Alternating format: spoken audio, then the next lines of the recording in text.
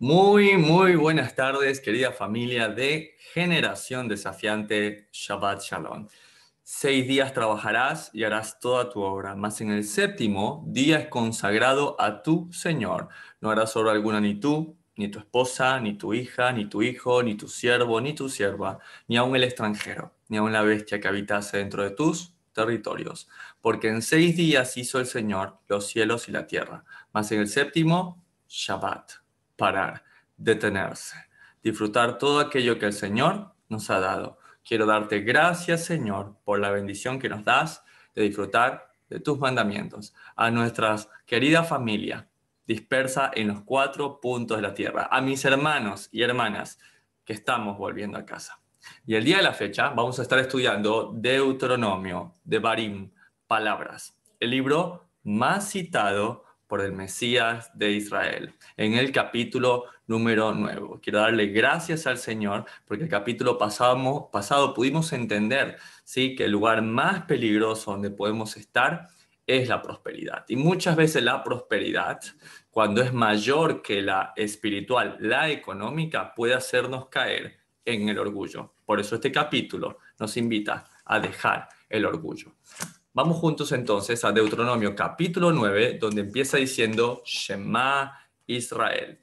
Oye Israel. Y esto es importante, ¿por qué? Porque el Shema Israel no es solamente el que sabemos, Shema Israel, Adonai Eloheinu, Adonai Echad. ¿Sí? Si bien es el corazón de la ley, de hecho, el Mesías dijo y le llamó el primer mandamiento, ¿sí? Debemos entender que cuando escuchamos la palabra Shema Israel es un constante volver a sus mandamientos, es un constante el volver a cada uno de sus mandamientos. Dice, Shema Israel, escucha Israel, tú vas hoy a pasar el Jordán para entrar a desposeer a naciones más numerosas y más poderosas que tú, ciudades grandes y amuralladas hasta el cielo, un pueblo grande y alto, hijos de los anaseos. Isaac, ponga atención, de un hombre llamado Anac, de los cuales tienes tu conocimiento y has oído decir, ¿quién se sostendrá delante de los hijos de Anac? Isaac, son gigantes.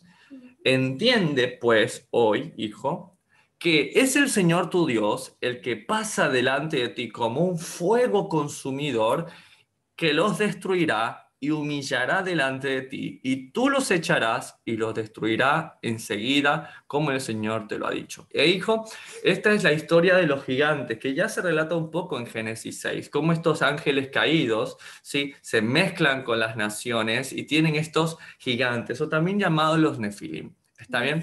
¿Sí? Estos gigantes, de los que hemos estado inclusive estudiando, no sé si tú te acuerdas al inicio del libro, ¿sí?, como los reyes Seog, los reyes de Basán. ¿Te acuerdas que te mostré una cama gigante donde ellos La de dormían? 4 Claro, metros esa, de la que altura. dormían los gigantes, tal cual, Isaac, ¿sí? Ahora, hay un principio fundamental que a mí me encanta con respecto a este libro, y es que Dios no oculta los problemas. Dios les dice, mira, va a haber una tierra prometida, pero estos son los problemas que van a tener. O sea, estos gigantes, está bien, son los que se van a encontrar, ¿sí? Van a ser feroces, son grandes, pero yo voy a estar contigo. No te enfoques más en el problema, ¿sí? No te enfoques en los gigantes. Mira que yo soy tu Dios. Mira que yo voy a estar contigo. ¿Está bien? Y de hecho, no sé si tú te acuerdas lo que pasó, ¿sí? Pero cuando Dios los mandó a ver la tierra prometida, mandó 2 espías. 12, ¿te acuerdas? 12. 2 espías. Y solamente 2 espías dijeron una respuesta favorable. Dijeron que la tierra era tierra que leche, leche y miel, que Pero iban a no poderles de los espías que tomar. conocieron, ¿no? Muy bien, ¿cómo se llamaban esos espías que No, considera? Era Josué y, ¿vale? y Caleb. Muy bien, esos 2 espías volvieron con una respuesta favorable, mientras que 10 dijeron no, somos como insectos al lado de ellos. ¿Está bien? Y estos hijos de Anac eran los que más temían Isaac. Los hijos de Anac, específicamente 3, eran los más feroces de aquella región. Y en ese entonces Josué y Caleb, ¿sí?, dijeron, nosotros podemos vencerlos, a pesar de que son gigantes. En ese entonces, imagínate, Caleb era jovencito, aproximadamente unos 40 años, ¿sí? Pero el pueblo no entró. Y de toda esa generación perversa, ¿sí?, solamente ¿cuántos quedaron? ¿Dos? 2. El resto de los que no confiaron en el Señor murieron en el desierto. Ahora, esa tierra de Anac justamente es la que en este momento van a tomar. Y adivina quién va a tomar esa tierra de Anac. ¿Quién sería capaz de matar a un gigante? Yo sé que tú piensas, David, pero aún David no ha nacido en estos tiempos. Uno pensaría tal vez fue Josué y tampoco lo hizo Josué. Acompáñame a leer quién lo hizo en Josué capítulo 14 y verso 6 que dice: los descendientes de Judá fueron a Gilgal para hablar con Josué y Caleb. El kenezita, hijo de Jefuné, le dijo a Josué, escucha lo que le dice Caleb: acuérdate de lo que el Señor le dijo a su siervo Moisés en Cades Barnea en cuanto a mí, a ti y a mí. 7. Yo tenía 40 años, ¿te acuerdas que te dije? Cuando Moisés me envió desde Cades Barnea a explorar la región. Y cuando volví, le hablé con toda sinceridad. Los que fueron conmigo hicieron que la gente se asustara. ¿Te acuerdas que te dije? Pero yo me mantuve fiel a mi Dios y Señor. Entonces Moisés me juró: la tierra en que has puesto el pie será siempre tuya y de tus descendientes, porque te mantuviste fiel a mi Dios y Señor. Entonces él está recordando, ¿sí? ¿Te acuerdas que a mí me prometieron la tierra de Anac? Sí, la tierra de los gigantes. Sigamos leyendo. Dice en el verso siguiente, 10. Ya han pasado 45 años. ¿Cuánto es 40? ¿Más 40? 80. ¿Y más 5? 85. Esa es la cara que yo puse cuando hoy lo descubrimos.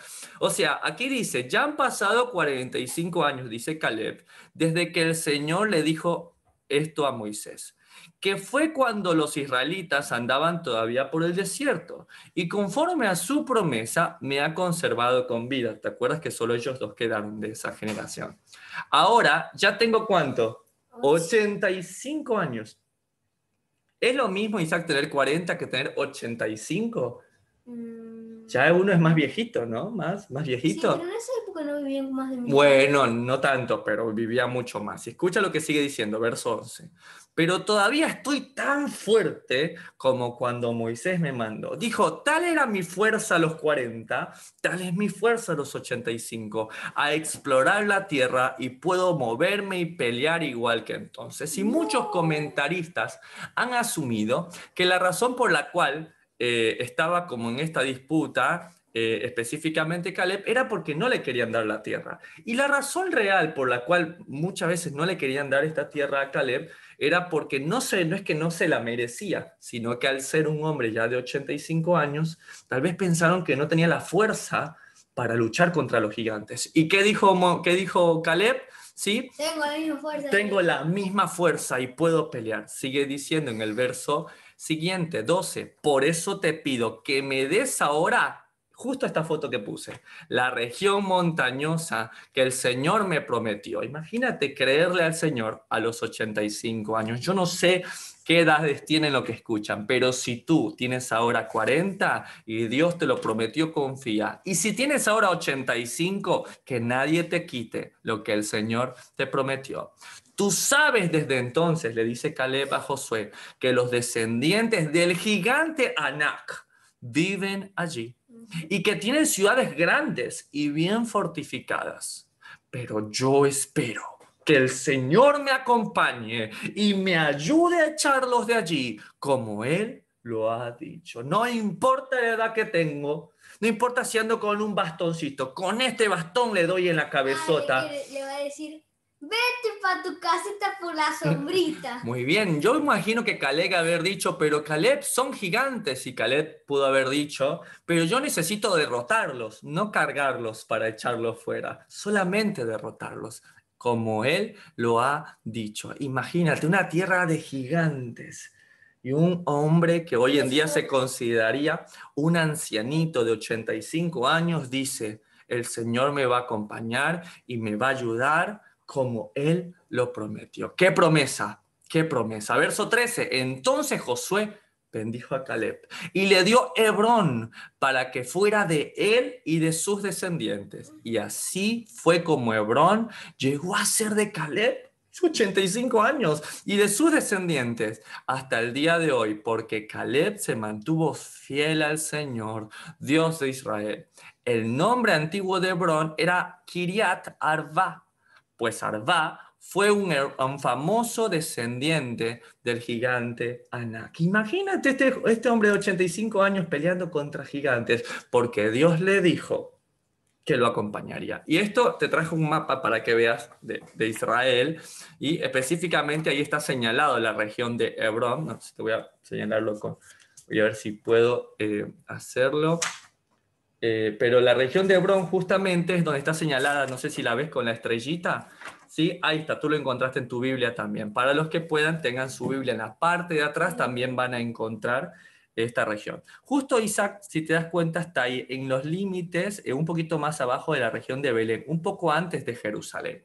Entonces, Isaac, esta es la región de Hebrón. Algo interesante que te quiero contar y a nuestros compañeros de estudio bíblico es que en este mismo lugar, en este mismo monte en Hebrón, es donde se sacaron a estos tres gigantes que se llamaban Sesai, Himán y Talmai, estos tres. Y adivina, en ese mismo lugar, Isaac, están las tumbas de los tres patriarcas, Abraham, Isaac y Jacob, con sus esposas también, imagínate, ¿sí? Sara, Rebeca y Lea. Qué interesante, sacaron a tres gigantes que vivían allí para poner a los tres gigantes de la escritura, a nuestros padres, Abraham, Isaac y Jacob. Ahora, sabemos que no solamente Caleb se enfrentó a gigantes, también nuestro personaje bíblico favorito, al menos el mío, el tuyo, yo sé que después de Yeshua es Josías, pero ¿cuál es nuestro personaje bíblico al que le llamamos nuestro abuelito? David, exactamente. David también venció gigantes, ¿está bien? Sí, David tuvo que ponerse delante de estos gigantes. Aquí hay un dato interesante en esta imagen, se los quería compartir a mis compañeros de estudio bíblico, que Goliat siempre iba de la mano con un lazarillo, con un guía, con un escudero, de hecho. Y un dato interesante de esto es que esto podría corresponder a una característica típica de una enfermedad llamada gigantismo. Es una enfermedad que aún pasa en nuestros tiempos, que hay un tumor que se produce a la altura, para que se haga una idea, en el centro de la frente, ¿sí? Es donde se aloja un tumor que te hace crecer muchísimo. Y qué interesante que ¿dónde le dio David al gigante? También en el centro, en la mitad de la frente. Y el principal efecto adverso del gigantismo o de la acromegalia más propiamente dicha, ¿sí? Es justamente la alteración de la visión, ¿sí? Las personas no ven bien. Entonces, podría ser algo interesante de estudiar, pensando que el gigantismo, este tumor que le produjo a Goliat que creciera, también no le permitía ver, y por eso siempre llevaba a un lazarillo juntamente con él. Sin embargo, Isaac, David venció no porque se andaba fijando en la estatura, no andaba fijándose en la estatura de Goliat, ¿está bien? No se fijó en su estatura, en su gran lanza, sabía que era un gigante, sabía que todos le temían, sabía que era un problema, pero también sabía que su estatura no era comparable a la estatura que tenía Dios. Dios es más grande. David no midió a Goliat de los pies a la cabeza. David midió a Goliat de su cabeza hasta los cielos. Y cuando lo comparó, dijo, este es un insecto. David sabía que Dios es más alto, más fuerte que cualquiera de nuestros enemigos. Desde ese punto de vista. Es más, Isaac, ¿sí? O sea, de hecho, Dios es más Dios, Isaac. No porque solucione de forma mágica nuestros problemas o nuestros dolores. Es más Dios, porque aunque esos no se resuelvan, aunque nuestros problemas y nuestros dolores muchas veces no se vayan en el momento, Él no nos abandona.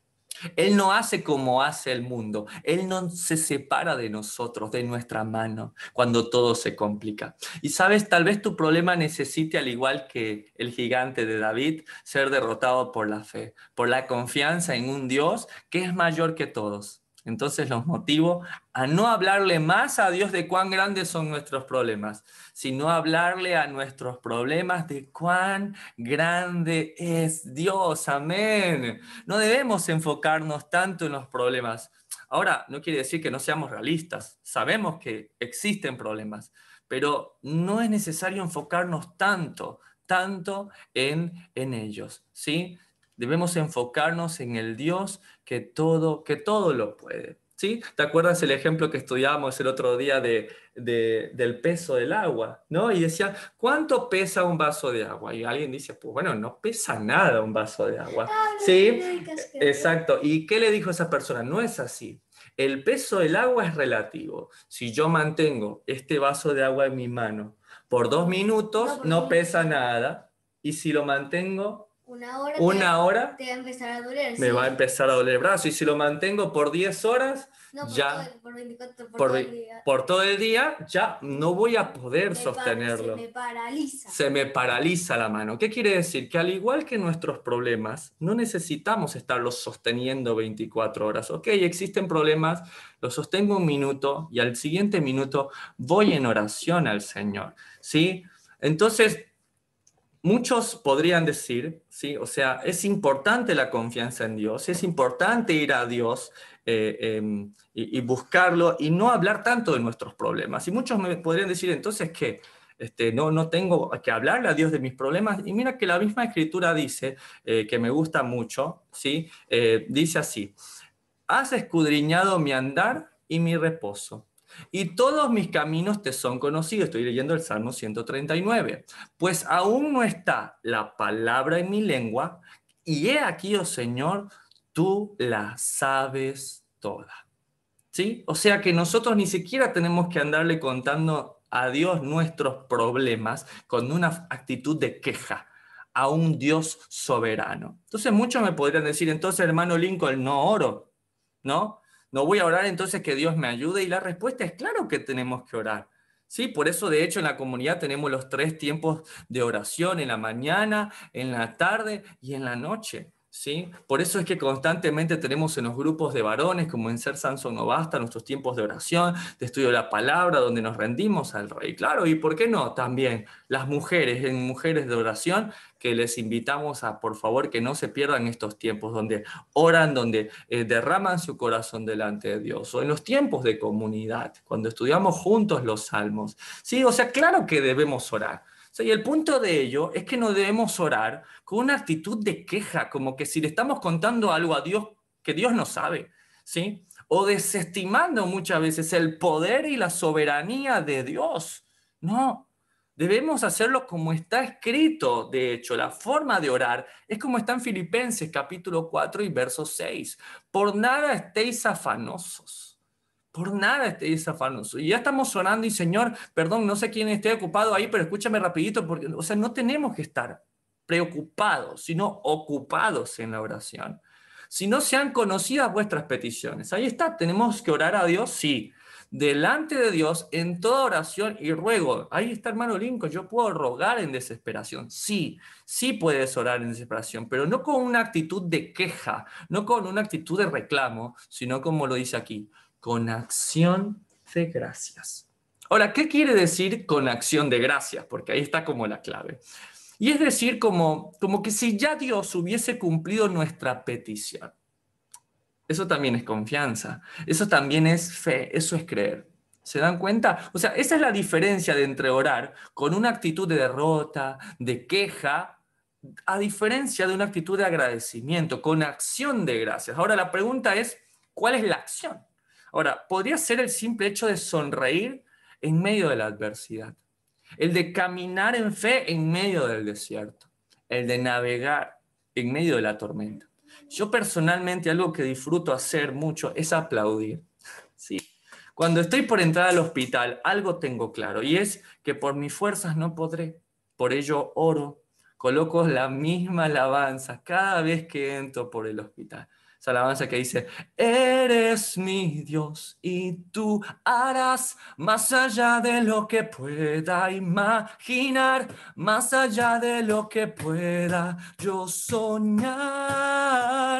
Eres Dios y harás y estoy cantando y declarando que Dios lo puede hacer y que es mucho más grande y mucho más fuerte que todo. ¿Y sabes qué? Levanto mis manos y le aplaudo, lo ovaciono con un grito de júbilo, que a veces más de uno se ha asustado cuando estoy entrando, pero lo hago porque sé lo que va a hacer.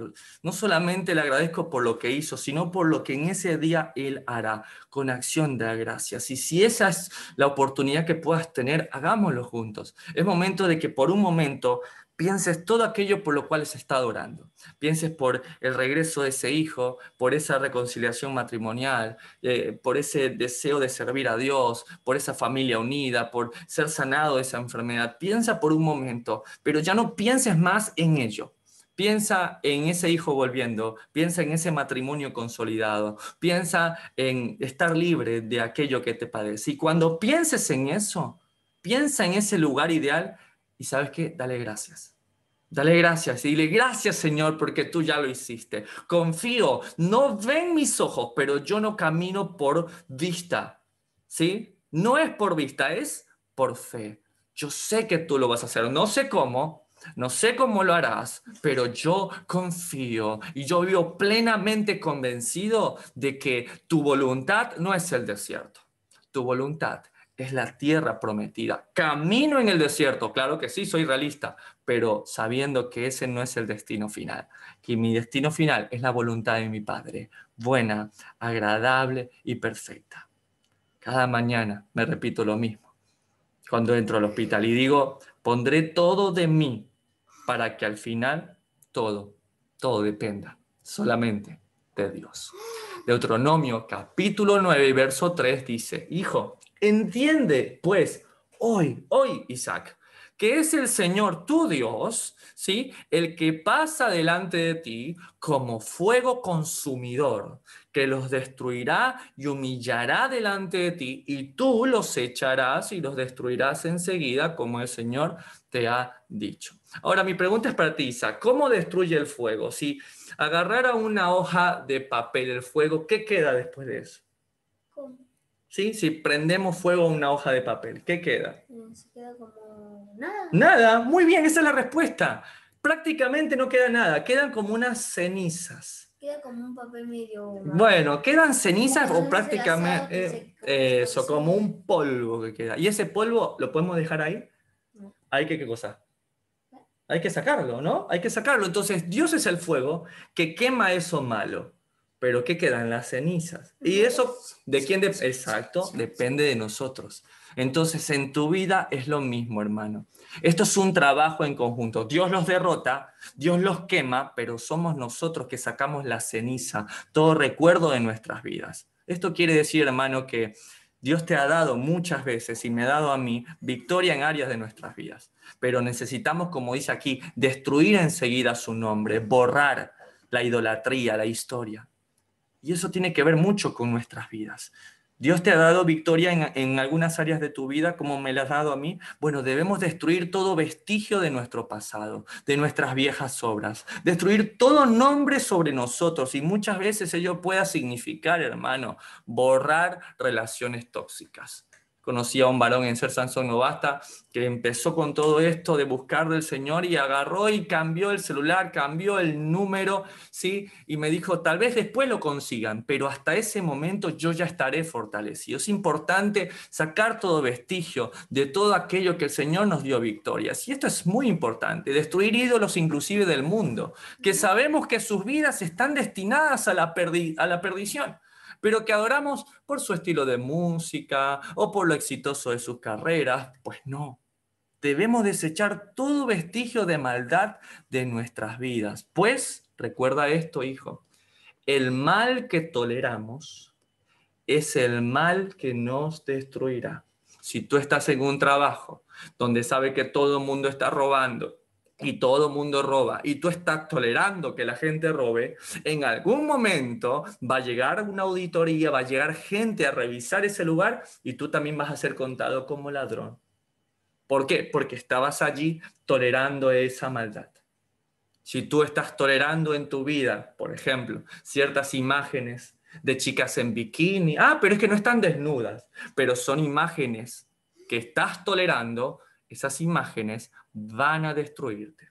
Si estás tolerando un mal, no es que tengo una compañera de trabajo que es soltera, pero es que me escribe, porque somos buenos amigos, entre comillas. Ese es un mal, entre comillas, que parece que estuviera bien, pero está mal. Entonces, ese mal que toleras te va a terminar destruyendo. ¿Significa misericordia? Sí, y significa que muchas veces muchos matrimonios se rompieron o hubo mucho adulterio, ¿sí? No porque un hombre y una mujer se besaron y se acostaron enseguida, sino que se empezaron a tolerar el darse un abrazo, el escribirse a altas horas de la noche, el que yo le voy a contar cosas a mi amiga y no a mi esposa, porque yo tengo una mejor amiga. Tú tienes 9 años, Isaac. ¿Tú consideras que yo debe tener una mejor amiga aparte de tu mamá? No. No, claro, y eso es una respuesta, y tienes 9 años, ¿sí? Y lo tienes claro. Bueno, eso es muy importante, porque el mal que toleramos es el mal que nos destruirá. Verso 4, Deuteronomio 9. No pienses en tu corazón. Cuando el Señor tu Dios los haya echado delante de ti, imagínate, ya venciste, diciendo, por mi justicia me ha traído el Señor a poseer esta tierra, pues por la impiedad de estas naciones el Señor las arroja delante de ti. No por tu justicia, Isaac, ni por la rectitud de tu corazón entras a poseer la tierra de ellos, sino por la impiedad de estas naciones, el Señor tu Dios las arroja delante de ti, y para confirmar la palabra que el Señor juró a tus padres, Abraham, Isaac y Jacob. Aquí Isaac dirían gente perversa, idólatra. Entonces el pueblo de Israel es como la vara de corrección para esta tierra. Esta gente que estaba mezclado hasta con gigantes, que tenían el potencial de destruir la tierra. Pero algo importante, Isaac, que tú nunca puedes olvidar, hijo mío, es que aquí dice, nunca digas por mi justicia. No es por tu justicia, ¿sí? Por la justicia de Dios. Por la justicia de Dios. Tú no puedes decir, es que a mí me ha ido bien porque yo soy un buen niño y porque mi papá... No, es porque Dios tiene misericordia. Y debemos entender, hijo, que Dios nos eligió por muchas razones. Pero no fue porque éramos especiales ni grandiosos, no. No fue por nuestra justicia, sino por el puro afecto de su voluntad, como lo estudiamos 2 capítulos atrás en Deuteronomio, capítulo 7 y verso 7, que dice, el Señor se encariñó contigo y te eligió. O sea, el Señor te amó, Isaac, ¿Por qué está escrito y por te la eligió. Porque ¿con qué nos eligió? Con la sangre del Mesías. sangre? Aunque no eras el pueblo más numeroso, sino el más insignificante de todos. Cuando Dios pudo elegir todos los pueblos, eligió prácticamente a la gente más pobre, no solamente económicamente, sino en su corazón, a la gente lastimada, a la gente que sentía que no podía nada hacer en la vida. Eligió esclavos, que los esclavos no tenían derechos, los esclavos no tenían oportunidades, y a ese pueblo Dios los eligió. Para que nadie pueda decir, ay, no, es que eran muy lindos, muy inteligentes, tenían mucho dinero. No, ¿cómo eran? Esclavos. ¿Te acuerdas como vimos en la película Príncipe de Egipto? ¿Sí? ¿Sí? Tierra, arena, agua. ¿Te acuerdas? Y cómo caían, y cómo caían ellos. A ese pueblo eligió Dios. Y esto nunca te olvides, hijo. Nosotros éramos los más insignificantes de todos, pero Dios nos eligió. Entonces, Isaac, verso 5, no por tu justicia, ni por la rectitud de tu corazón entras a poseer la tierra de ellos, sino por la impiedad de estas naciones. La impiedad es lo que hacen mal. El Señor tu Dios las arroja delante de ti para confirmar la palabra que el Señor juró a tus padres, Abraham, Isaac y Jacob. Por tanto, verso 6, sabe Isaac, y mira cómo lo vuelve a repetir. Si alguien repite algo, ¿será importante? Sí. Entonces pon atención. 6, por tanto, sabe, hijo, que no es por tu justicia ni por la mía, que el Señor tu Dios te da esta buena tierra para tomarla, porque pueblo duro de servicio eres tú. ¿Sí? Y yo sabía, quiero como que nos quede claro, Isaac, que no es por nuestra justicia, sino porque estas naciones, ¿sí? Estas naciones realmente no podían seguir más en esta tierra, ¿sí? Pero finalmente dice acá, hijo, y para confirmar la palabra que el Señor juró a tus padres Abraham, Isaac y Jacob. ¿Sí? Y para mí eso es fabuloso. El eco de la vida de estos hombres llegó hasta aquí. Y no solo hablo hasta Deuteronomio, hermanos, no, sino hasta nuestros días. Entonces, no menospreciemos llevar una vida íntegra, amando sus mandamientos, porque aunque nuestros hijos puedan tener etapas de rebeldía, nuestro clamor los alcanzará. Nuestra fidelidad a Dios puede alcanzarlos. Por esto es una cuestión, por eso esto es una cuestión más que nada personal. Sí, preocúpate porque tus hijos estudien, aprendan la palabra, pero preocúpate más por ti, hermano, hermana. Porque seamos la clara evidencia de que hay Dios en la tierra, porque puede ser que ello cuide a tus hijos también. Y si no me crees, mira a Salomón. El hombre más sabio sobre la tierra cayó en idolatría. Era el patrocinador oficial del templo del dios Moloch, donde se sacrificaban niños. Y agarró Dios y no lo destruyó. En ese momento, ¿por amor a quién? A David, su padre. Pero sus hijos, los hijos de Salomón, lo pasaron mal. Lo pasaron muy mal.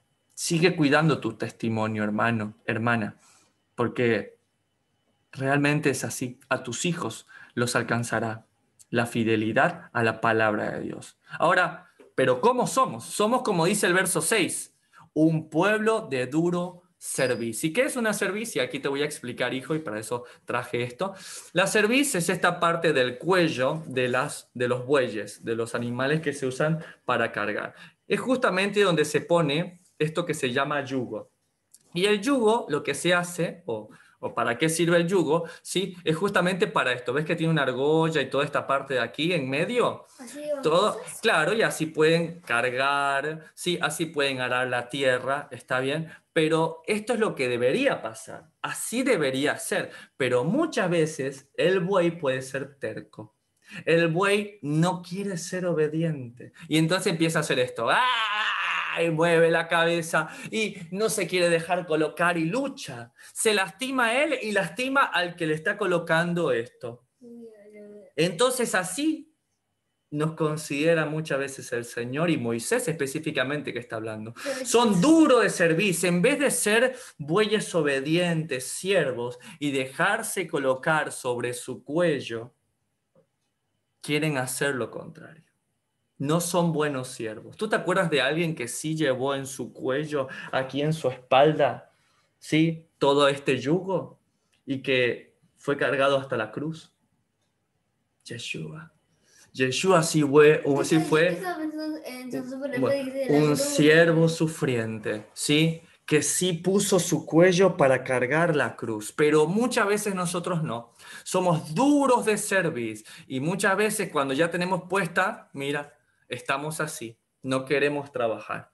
Esto, hijo, es lo que muchas veces le llaman yugo desigual en la Biblia. Uno que quiere trabajar se coloca con otro que no quiere. ¿Podrá trabajar este si el otro no quiere trabajar? No, pero al menos si lo arrastra, uno se va a Exacto, lastimar. pero va a lastimarse y va a ser difícil. Esto sería lo equivalente a un matrimonio donde la mujer, por ejemplo, quiere obedecer a Dios y su esposo no. No. O un hombre que hace un negocio con alguien alguien que no quiere guardar Shabbat y él sí quiere guardar Shabbat. Por eso dice la Biblia, no os unáis en yugo desigual. Ahora, si esto pasa con la misma especie, imagínate esto.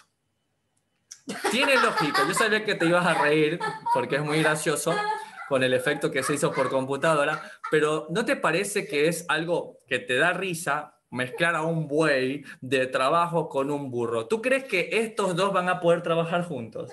Claro que no, no van a poder trabajar juntos. Sí, pero así andamos por la vida, ¿sí? Ay, hermano, es que yo amo a Dios, pero conocí a un varón y ama a Cristo, no, pero el resto anda bien, es un hombre trabajador y todo, pero no, solo le falta que no ama a Dios todavía, pero yo lo voy a convertir. Hermana, estás en yugo desigual. Varón, de igual manera, no seamos tan superficiales, no seamos tan realmente...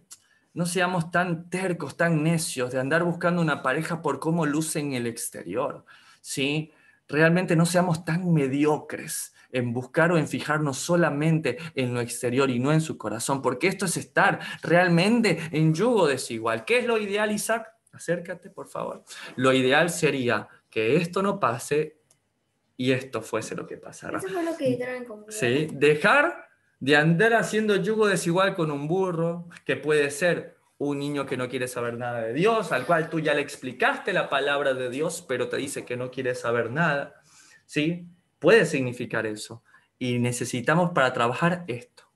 Otro buey, ¿Es un toro? ¿sí? De la misma altura para trabajar. ¿Y qué tal?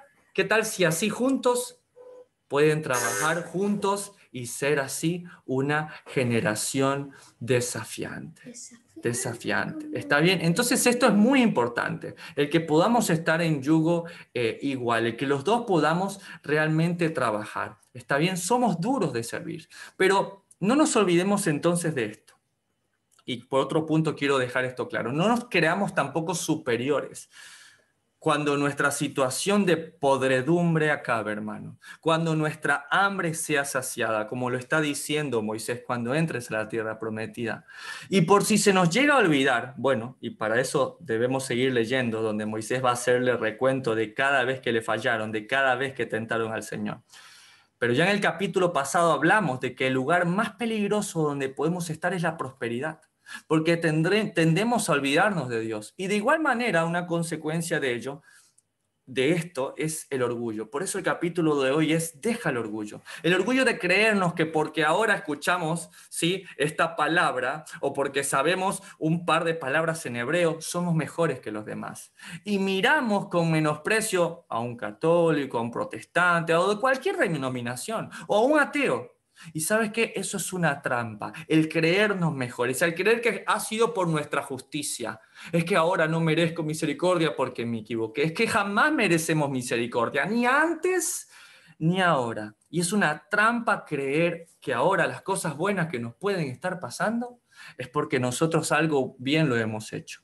Es una trampa el empezar a juzgar a las personas como inferior a nosotros, porque ahora hemos conocido algo de la palabra de Dios, o al menos eso lo dice Romanos capítulo 2 y verso 1. Por lo cual eres inexcusable, o sea, no tienes excusas, oh hombre, quien quiera que seas tú que juzgues. Pues en lo que juzgas a otro, te condenas a ti mismo. ¿Sí? ¿Te acuerdas, Isaac? Cuando uno señala a una persona, ¿cuántos dedos señalan a esa persona? Uno. ¿Y cuántos dedos me señalan a mí? 3. Los 4 restantes. No, porque a dos, en cuando se Claro, dice- tienes razón. Serían como 3. Si este lo giro bien, ahí sí, 4. Pero lo que digo es, así somos. Cuando señalamos con un dedo a una persona, los demás dedos nos señalan a nosotros. Porque tú que juzgas, haces lo mismo. Mas sabemos que el juicio de Dios contra los que practican tales cosas es según verdad. Y piensas esto, oh hombre, tú que juzgas a los que tal hacen y haces lo mismo, que tú escaparás del juicio de Dios. O sea, tú que juzgas a otra persona, vamos a poner un ejemplo, que no guarda el Shabbat, ¿sí? Que comen, no sé, murciélago, rata, cucaracha, todas esas cosas están prohibidas por la palabra de Dios. ¿Sí? La gente, pero yo todavía tengo ira en mi corazón y peleo con mi hermana y critico a mi esposa y critico al hermano. ¿No estaré yo también en pecado? Entonces no tengo tiempo para estar mirando el pecado de otro. Una vez me preguntaron a mí, hermano, ¿usted qué piensa de los hermanos que todavía fuman dentro? Yo digo, yo no tengo tiempo para estar mirando al hermano. No tengo tiempo, porque con mis pecados y con lo que tengo que trabajar me es suficiente. Verso 4. O menosprecias las riquezas de su benignidad, paciencia y longanimidad. ¿Desprecias que Dios es bueno, paciente y que siempre está esperando lo mejor de nosotros? Ignorando que su benignidad te guía al arrepentimiento. ¿Y qué es lo que guía al arrepentimiento, hermano? No es andarle diciendo a la gente, eres un pecador, ¿por qué haces esto y lo otro? ¿Por qué no eres como yo, que ahora ya sé hablar bien en hebreo y tantas otras cosas? No. Lo que guía al arrepentimiento es la benignidad. El siempre estar pensando en lo bueno de las personas, ¿sí?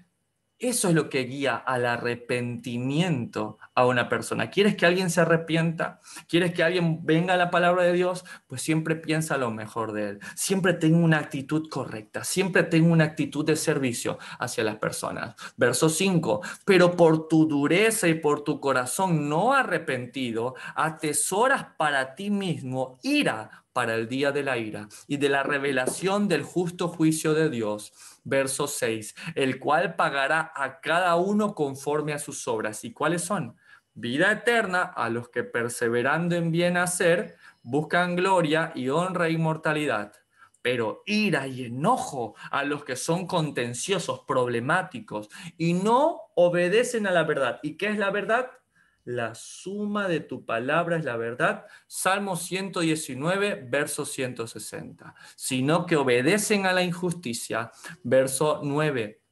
Tribulación y angustia sobre todo ser humano que hace lo malo. El judío primeramente y también el griego. Y aquí muchos cuando nos sale lo antisemita, como buen religioso de la línea protestante, sí, ay, es que al primero que le va a ir angustia es al judío, ¿sí? Y también al griego. Pero gloria y honra y paz a todo el que hace lo bueno, al judío primeramente y también al griego.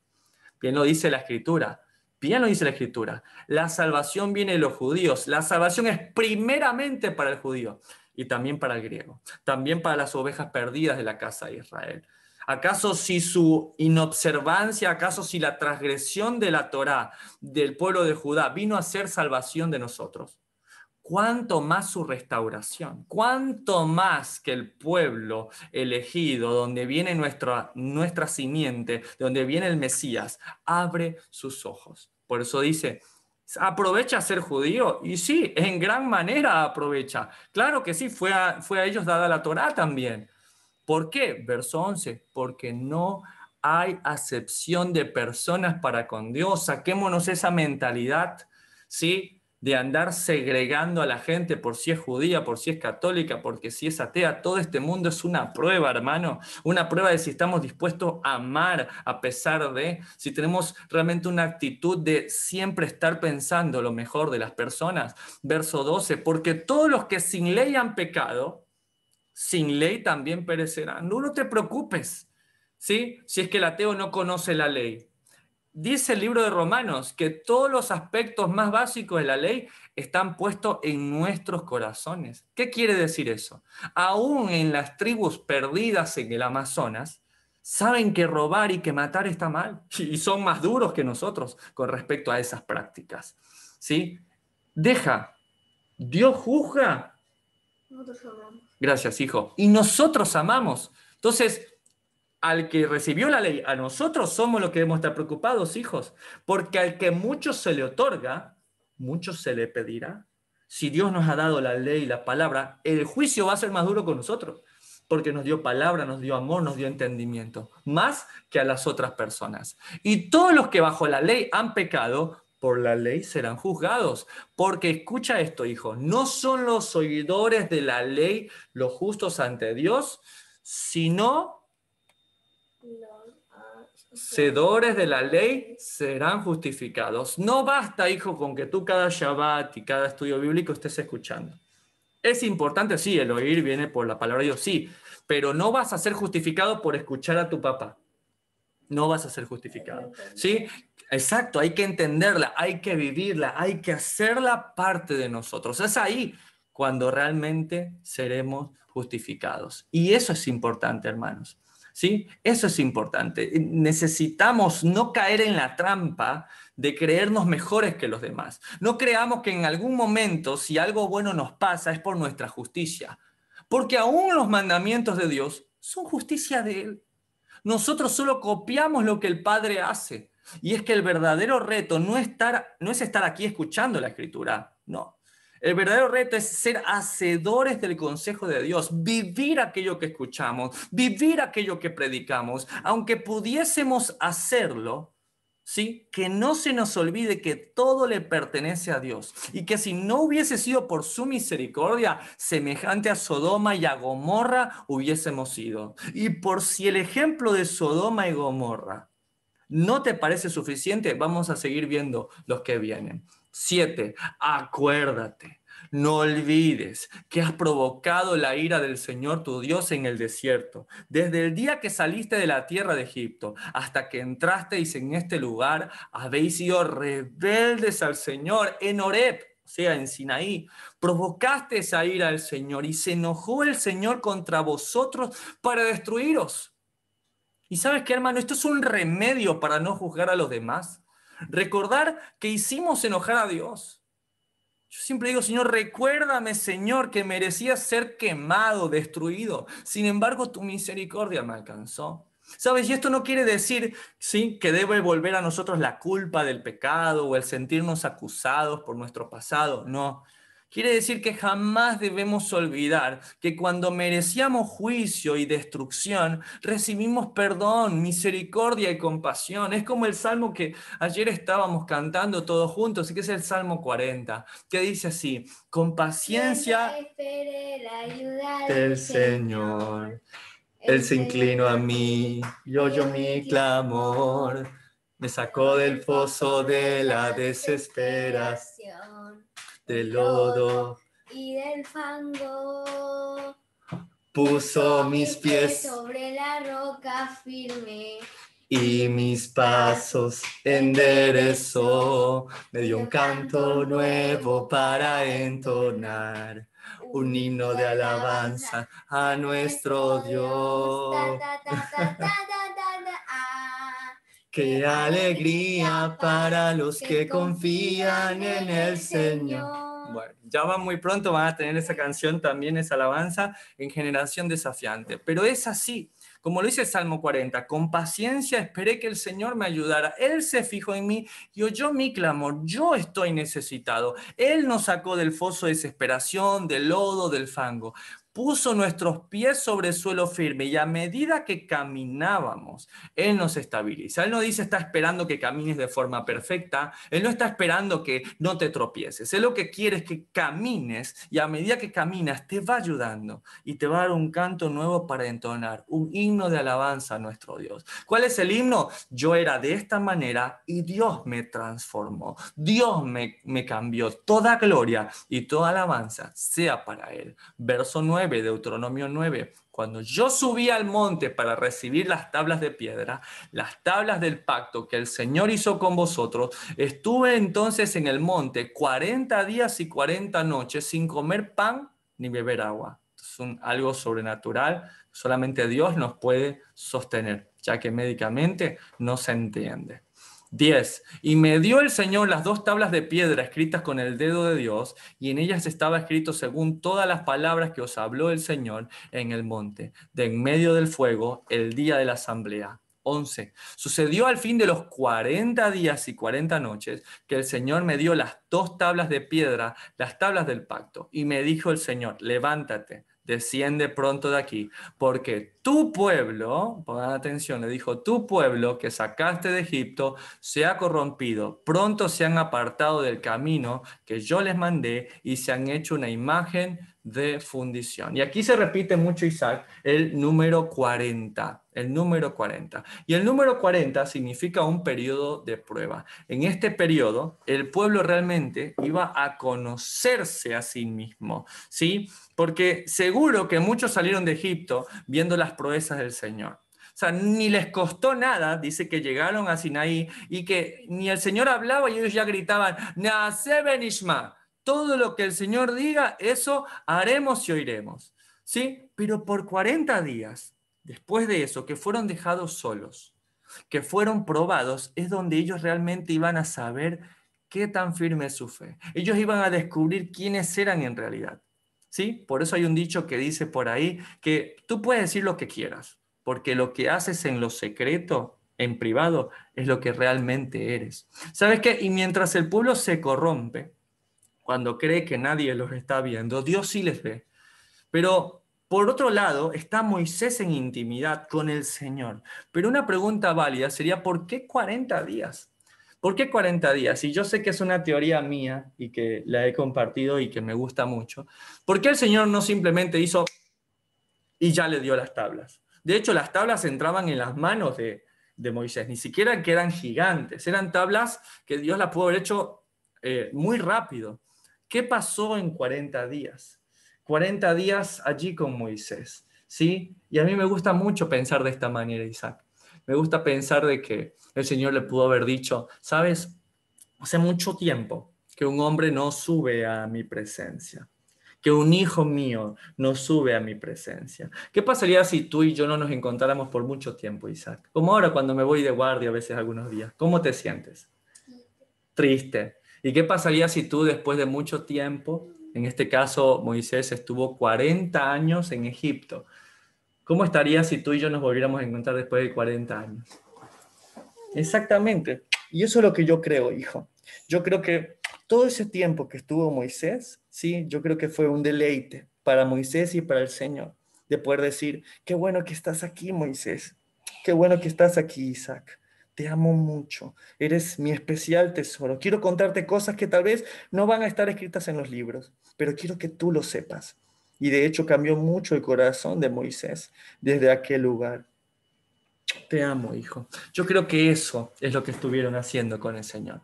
Tienen una relación íntima con ese Dios amoroso que jamás cambió, porque dice que Elohim hu Rahamim, que el Señor tu Dios es amor. Es un amor inconmensurable. Pero mientras que Moisés está allí en estos 40 días, yo me pongo a pensar lo que dijo el pueblo. Él pudo haber dicho, nos abandonó el Señor, no le importamos. Moisés ya no está, volvamos a nuestros dioses, a nuestras prácticas, hagámonos nuestros dioses de oro, volvamos a nuestras vidas pasadas. Y es cuando en su corazón se pervierten los mismos que habían dicho, Naaseh benishma, los mismos que dijeron, no vamos a dejar al Señor cuando son probados por 40 días. Realmente le faltan. Allí vamos a ver que los que dijeron, yo me comprometo a obedecerte, Señor, a obedecer tus mandamientos, ¡pum! Baja Moisés y primer mandamiento. ¿Cuál es el primer mandamiento? Dios es el único Dios. Dios es el único, Dios es primero. Yo soy el Señor tu Dios. Segundo mandamiento. No harás ningún Dios ni te inclinarás a... Segundo mandamiento, no tendrás otros hijos delante de mí ni les servirás. Imagínate ese hombre que salió de Egipto, que estaba agradecido, que dijo Naaseh benishma, y ahora se da cuenta quién es realmente. La prueba. La prueba nos saca realmente quiénes somos. Mi pregunta es, ¿nos estará pasando lo mismo? ¿Será que estamos esperando a algo, a nuestro Moisés, a algo que estamos esperando? ¿Sí? ¿Qué es lo que estás esperando, hermana? Tú, mi hermano. ¿Qué es lo que aún no llega a nuestras vidas? Seamos cuidadosos en pasar la prueba y no dejarnos llevar por la angustia de que algo no llega. Por ejemplo, como le pasó a Sara, que no llegaba la promesa de Isaac y le dio a su sierva Agar y ahí nació Ismael, y un problema que hay hasta nuestros días. O como la historia de un muchacho que era un estudiante de cocina, ¿sí? Que le gustaba mucho estudiar acerca de los vinos, y un día iba en su bicicleta y pasó al lado de un lugar de venta de vinos, donde estaban los vinos más caros, más hermosos. ¿Y sabes qué? Le gustó un vino, Isaac. Le gustó un vino Borgoña. Estos son los vinos más caros que puedan existir. ¿Sí? Y él dijo, voy a estudiar, me voy a esforzar, voy a trabajar. ¿Para qué? Para algún día volver y comprarme el vino que yo quiero. Pero un día, ¿sabes qué? Lo logró. Un día ahorró, volvió a ese local. Al final no le gustó. ¿Sí? No, fue a buscar el Borgoña, pero ¿sabes qué? No había Borgoñas en ese momento. Entonces dijeron, mire, vamos a ir a pedir el Borgoña que usted quiere a otro lugar, a otra tienda donde hay. Y mientras tanto, ¿qué hicieron? Le dieron estos vinos baratos. Unos vinos que vienen en una cajita todos feitos, ¿sí? Con un poco de queso, para que espere. ¿Y qué hizo el joven? En vez de esperar por su vino, se empezó a tomar mucho este vino. Se emborrachó. Y cuando por fin le trajeron el vino que valía la pena, por el cual ha esperado, le dijeron, ¿se lo abrimos? ¿Y qué dijo él? No, déjeme, yo lo abro a mi vino, este es mi vino. Sí, que agarró. ¿Y qué le pasó al vino? Psh, se cayó. Y él al lado del vino desmayado, borracho. Cuando se levantó después de la borrachera, preguntó por su vino. ¿Y qué le dijo el dueño? Lo rompiste porque te embriagaste, te emborrachaste con vinos baratos. Esto es igual en la vida, hijo. Esto es igual. Este Borgoña en tu vida puede ser tal vez una buena mujer, por ejemplo. Entonces, ¿qué deberías hacer tú? ¿Esperar por una buena esposa o andar tomando vinos baratos? ¿Andarte besando con una chica así o de la manito con otra chica hasta esperar? ¿Qué deberías hacer tú? Es esperar por el vino ideal, esperar por esa persona, hijo, y esa es la respuesta correcta. De igual manera muchas veces nos pasa, ¿sí? Tenemos que elegir lo mejor, tenemos que elegir realmente aquello que la palabra de Dios nos da, Pero muchas veces no es sencillo, hijo, porque a veces hay que esperar, como le pasó al pueblo. A veces hay que esperar un desierto, 40 días. Verso 13, Deuteronomio 9. Y me habló el Señor diciendo, he observado a ese pueblo, y aquí que es pueblo duro de cerviz. El pueblo fue probado, Isaac. Mientras el pueblo era probado, ¿sí? Ahora le toca el turno a Moisés de ser probado. Tal vez no en la idolatría, hijo, ya que en eso no sería una prueba para él, porque él no es idólatra, pero sí en otras áreas. En otras áreas. Mira lo que dice el verso 14. Déjame que los destruya y borre su nombre de debajo del cielo, y yo te pondré sobre una nación fuerte y mucho más numerosa que ellos. Y aquí Moisés está siendo puesto a prueba. Esto es interesante. Mientras el pueblo era probado en lo que podía caer y cayeron, aquí le ponen una prueba a Moisés, de decir, tú eres más importante que ellos. Borrémoslos y me quedo contigo. Pero Moisés va a mostrar algo importante, Isaac. Un principio, ¿sí?, que creo con todo mi corazón, y es que el ministerio no se otorga. El ministerio se reconoce, se toma. En este caso, Moisés, a través de esta prueba, tomaría para sí el ministerio más importante de todos. Aquí cuando Dios le dice, voy a eliminarlos a todos, ve al pueblo que está en idolatría, es el momento cuando Moisés toma el ministerio, recibe el ministerio que él toma por su misma mano, por su acción, ¿sí?, por el deseo de su corazón. Y es el ministerio que está en 2 Corintios, capítulo 5 y verso 18. Y todo esto proviene de Dios, quien nos reconcilió consigo mismo por Cristo y nos dio el ministerio de la reconciliación. Que Dios estaba en Cristo reconciliando consigo al mundo, no tomándoles en cuenta a los hombres sus pecados, y nos encargó a nosotros la palabra de la reconciliación. Moisés también va a ser probado, y Moisés más adelante, como lo veremos en el próximo estudio, tomaría el ministerio de la reconciliación. Él lo tomaría en serio y lo vamos a estudiar.